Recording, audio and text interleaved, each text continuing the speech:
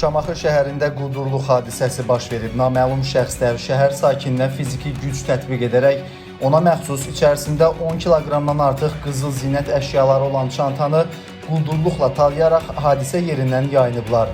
Polis əməkdaşlarının həyata keçirdikləri təxirə salınmaz tədbirlər nəticəsində qeyd olunan hadisənin 23 yaşlı Güloğlan Kərimov, 21 yaşlı Elcan Beydiyev və 18 yaşlı Qafur Baloğlanov tərəfindən törədildiyi müəyyən edilib.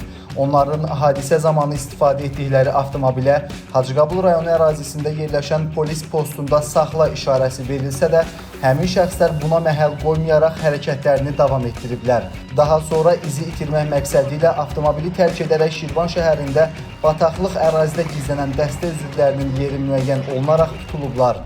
Kişini gördük, əlində qızıl sumkası ilə çıxandı.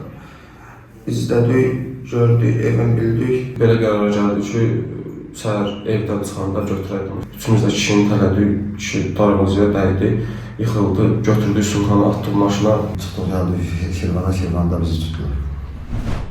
Onların cinayət yolu ilə ələ keçirdikləri qızıl zinət əşyaları tam həcmdə maddi sübut kimi aşkarlanaraq götürülüb və zərərçəkmişə qaytarılması təmin olunub. Fakta görə cinayət işi başlanılıb, istintaq tədbirləri davam etdirilir.